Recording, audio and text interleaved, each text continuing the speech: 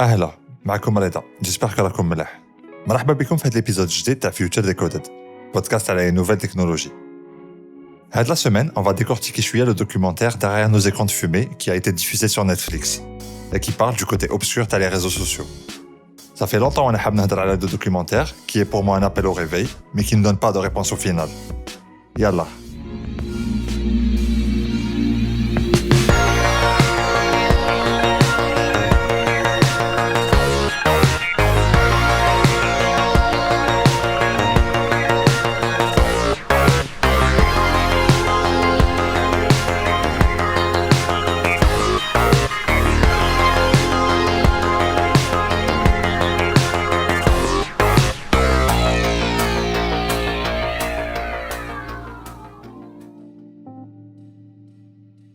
Dès le début du documentaire, une série d'interviews semble poser la même question.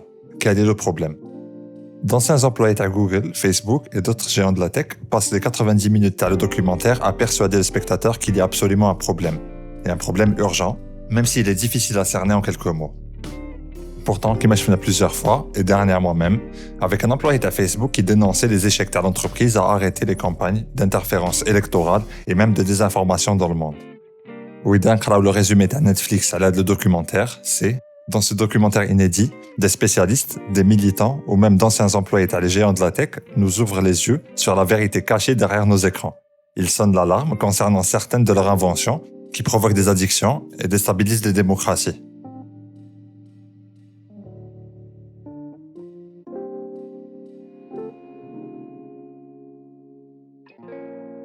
Le problème, selon le documentaire, est que le modèle commercial basé sur la publicité et alimenté par l'engagement est fondamentalement construit sur la manipulation.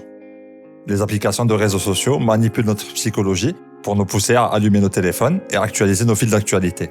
Et les fils d'actualité eux-mêmes sont pleins de contenus qui, à leur tour, manipulent nos émotions pour maximiser l'engagement et nous vendre des choses. Mais si le documentaire réussit largement à répondre à sa question d'ouverture, donc quel est le problème ? Il y a une deuxième scène cruciale de mise en scène que le film semble oublier au fur et à mesure.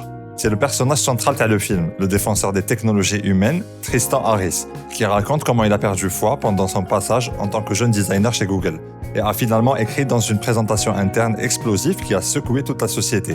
Présentation disant que les produits à Google étaient devenus trop addictifs et nuisibles pour les hommes et que l'entreprise avait la responsabilité morale de remédier à ça.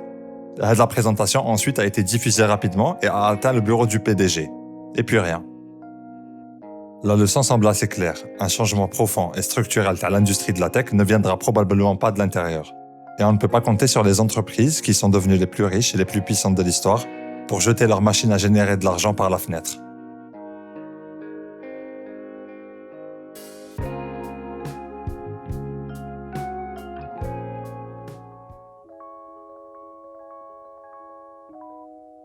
Et même s'ils comprennent le problème, les géants de la tech sont confrontés à des pressions pour préserver leur modèle économique. Et de toute façon, s'ils ne construisent pas la meilleure plateforme, un autre rival, peut-être moins scrupuleux, le fera. Et comme ça, ils minimisent les inconvénients et les justifient en indiquant les aspects positifs, ou ils les considèrent comme étant regrettables, mais inévitables. Parce que d'un voit ça d'un autre point de vue, diagnostiquer le problème n'est pas suffisant pour déclencher une révolution. Il est également important de proposer des solutions. C'est une tâche difficile, certes, et le documentaire peine à en trouver. Il passe 90 minutes à convaincre le spectateur que les médias sociaux détruiront le monde et on n'agit pas rapidement. Et ce n'est que dans les dernières minutes à le documentaire que les spécialistes de la tech proposent des pseudo-solutions, expliquant par exemple l'importance de la régulation, sans jamais préciser quel type de régulation ils ont en tête. Et au moment du générique de fin, ils proposent même des recommandations à utiliser sur les réseaux sociaux qui, dans la plupart des cas, sont ridicules comparées à l'ampleur du problème que le film vient de décrire en détail. N'acceptez jamais une vidéo qui vous est recommandée sur YouTube. Choisissez toujours. Conseille le pionnier à la réalité virtuelle, Jaron Lanier. Quelqu'un a même proposé d'installer des extensions Google Chrome qui bloquent les recommandations. Ça m'a fait rire. Pourquoi passer 90 minutes à convaincre les gens que les médias sociaux sont une menace existentielle pour l'humanité, à la fin, la solution idéale serait d'installer une extension Google Chrome. Pour être honnête, la décision du documentaire de mettre en avant d'anciens technologues donne plus de crédibilité pour sonner l'alarme. Et les personnes qui ont longtemps ignoré les avertissements des journalistes ou là des universitaires, sous prétexte qu'ils étaient mal informés, pourraient avoir plus de mal à ignorer les mêmes avertissements lorsqu'ils proviennent des personnes mêmes qui ont construit les systèmes. Mais le plus grand risque avec le documentaire est que les gens ressortent avec l'impression que la réponse consiste à supprimer Facebook.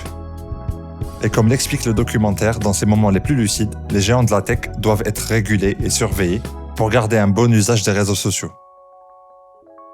Voilà, j'espère que vous avez aimé l'épisode.